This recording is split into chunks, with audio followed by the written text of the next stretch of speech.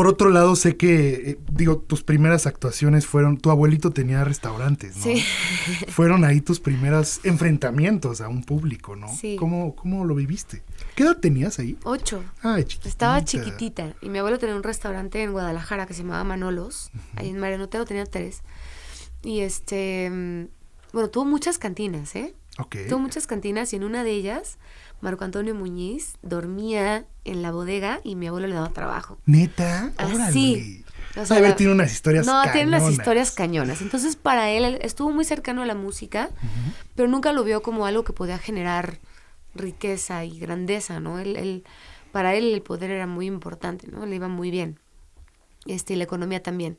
Y él contrataba todos los domingos al mariachi Nuevo Tecalitlán y tocaba en su restaurante.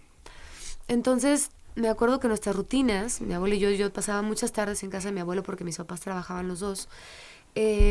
Nos sentábamos en su terraza, él se servía un brandy con un refresco de cola de dieta y se agarraba el bigote y ponía sus acetatos, ¿no? Y ponía a los hermanos Carrión, ponía a Antonio Aguilar, ponía a Eugenia León, Tania Libertad, Guadalupe Pineda, Louis Armstrong, Ella Fitzgerald, o sea, era como... Y se agarraba el bigote así. Yo me acuerdo desde los 5 años, voltear hacia arriba y verlo agarrando su bigote y me dejaba tomarme la espumita de su whisky. Desde ahí Desde ahí mi abuelo toma la culpa. Desde ahí eras traviesa, María. Desde ahí me gustó el chupe. El chupe y la música. Y la música.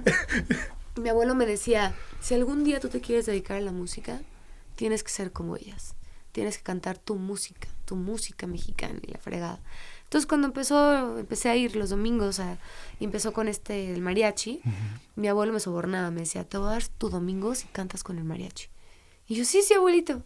Entonces, sí me daba pena, me moría de la vergüenza, una niña de 8 años, pero se empezó a volver rutina, ¿no? Entonces, yo cantaba los domingos, por mi domingo. ¿Y con qué mariachi, oye? Imagínate. Parecía Luis Miguel a los 8 años. A los 8 años. Yo obviamente no entendía el valor de las cosas. Claro. Y luego cuando empecé a crecer, pues obviamente la adolescencia, la rebeldía, o sea, yo veía MTV, veía Britney Spears, veía todo este rollo, y entonces el pop empezó a llamarme mucho la atención y era en donde yo me sentía más cómoda escribiendo mis canciones, más que en el regional, ¿no? Y empecé a dedicarme al pop, empecé a escribir canciones pop, y empecé por ese rumbo, empecé a cumplir el limbo y eso, y mi abuelo nunca lo entendió, ¿no? Y yo tampoco. Entonces él, enojón y yo caprichosa y berrinchuda, nos peleamos a muerte, ¿no? Y yo me fui de Guadalajara, él se murió y ya nunca nos reconciliamos, ¿no?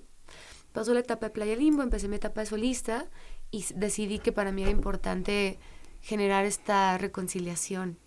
Entonces... ¿Con tu abuelito? Con mi abuelo. Entonces, uno de mis primeros sencillos como solista se llama Se te salió mi nombre.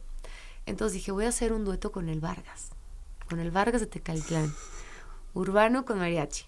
Entonces, pues lo generé. Ajá. Nos sentamos y estábamos justo, fíjate qué chistoso, estábamos justo en el estudio, Carlitos, que es el director musical, y yo, y estábamos platicando, ¿no? En lo que afinaban el arpa, estábamos platicando.